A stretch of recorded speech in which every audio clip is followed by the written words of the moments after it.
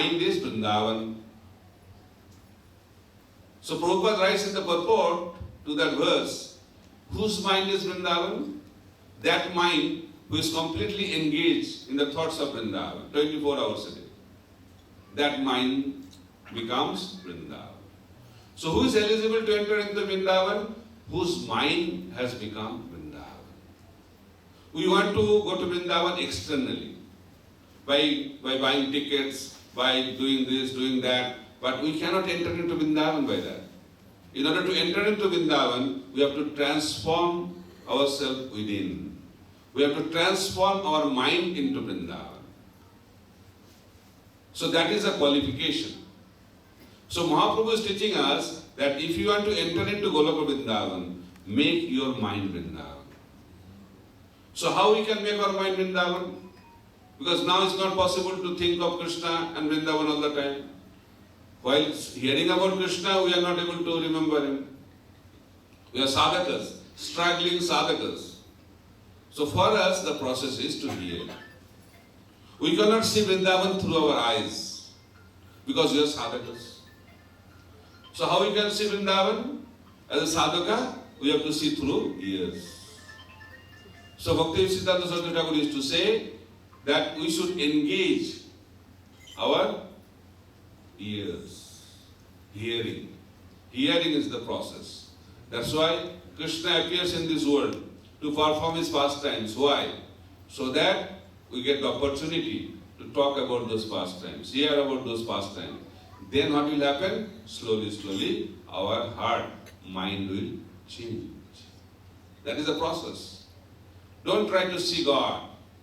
Srila Bhaktivedanta Saraswati used to say. He used to say that serve God in such a way that Krishna will come to see you. That is the position. Then you may say, oh, then don't go to the temple. There's another side of the story. There's a big devotee, very nice devotee, wonderful devotee in Vrindavan. He was a blind person. And he used to go and have darshan of who? Bhakti. But he was blind. People used to laugh at him. He's blind. Why is he coming to the temple? So one devotee asked the devotee, why do you come to this temple? You are not able to see the Lord. And the devotee told him, I come to the temple not to see the Lord. I come to the temple so that Lord can see me. That is the purpose. The Lord's merciful glance on us will purify us. That's why as a sadhaka, we should not try to see the Lord. We should make sure that we are visible to the Lord. That's why you should come for darshan. Because glance of the Supreme Personality of God is very, very purifying and powerful. So Balaram is the embodiment of service. So you should meditate on that point. In Mahamantra, the name of Ram is mentioned. Hare Krishna, Krishna Krishna, Hare Hare, Hare Ram, Ram Ram, Hare Hare. So in the purport, in a verse also in Srimad Bhagavatam, 3 names of Balaram are mentioned. He is known as Ram, he is known as Balabhadra, and also he is known as Sankarshan. And there are reasons also.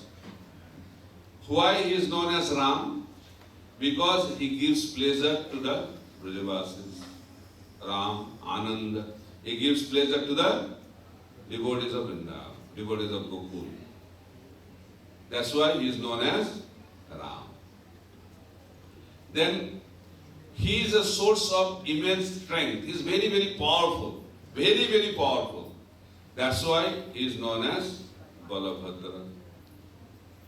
And he is known as Sankarshan. Why is known as Sankarshan? Because he united 2 families. The family of Vasudeva and family of Nanda Maharaj. So Balaram's appearance is also very interesting. he was there in two wombs. Generally, one boy or one child is in one mother's womb. But Balaram is very, very special. Balaram was there in the womb of Devaki for 7 months. And he was also there in the womb of Rohini for 7 months. Very merciful to both the mothers. So he entered into the womb of Mother Devaki. Why? Because Balaram makes the place suitable for Krishna, makes it clean. So Balaram came and cleaned up the womb of Devaki and made it suitable so that Krishna can appear. So when Balaram's pregnancy was for 7 months,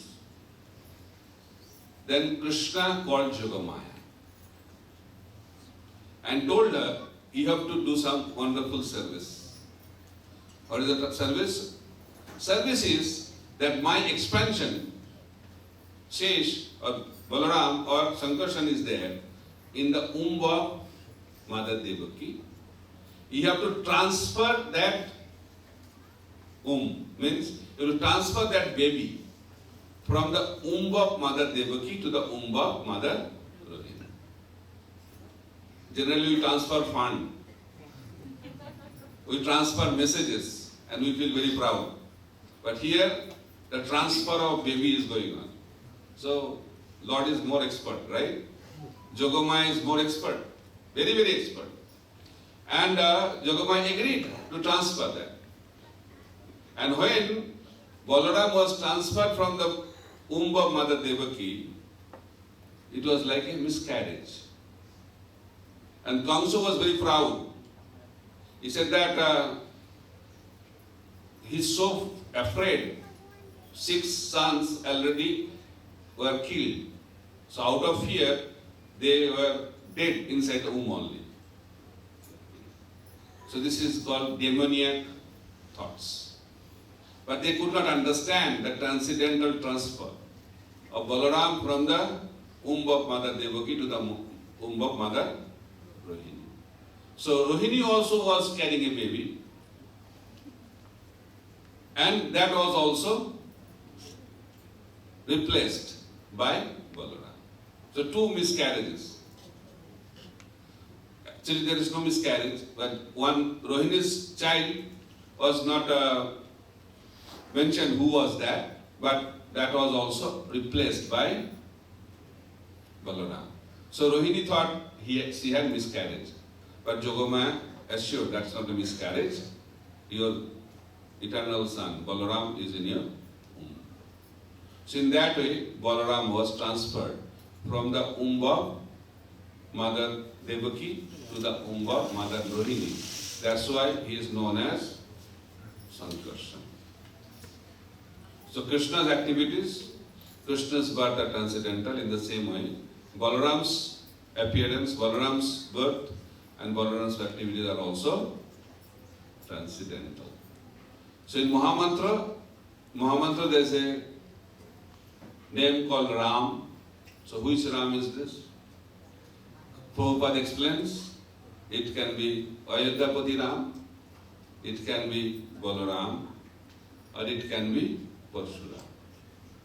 But for Gaudiya Vaishnavas, only one Ram. What is that? Ra means Radharani, Ma means Madhusudan. So when Radharani and Madhusudan are in the Kunj of Vrindavan, that is called Ram. For Gaudiya Vaishnavas, Ram is also Krishna. Ram is Radha Raman. So today is the auspicious appearance day of Balaram. And lesson to be learned that Balaram is our shelter. Balaram gives us shelter, and Balaram's lotus feet is our eternal shelter. Because without Balaram, we cannot enter into Vrindavan.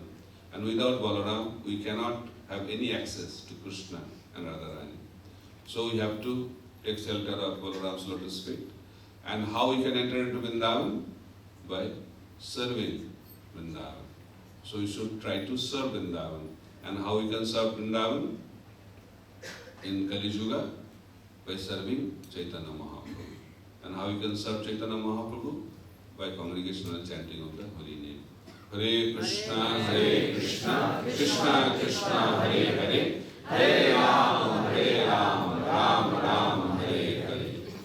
Balaram Jayanti Mahamahotsav ki Jai. Bhagavan Sri Balaram ki Jai. Krishna Balaram ki Jai. Vrindavan Dham ki Jai. Sharinam Sankirtan ki Jai. Jai Gaur Premanande Hare Hare.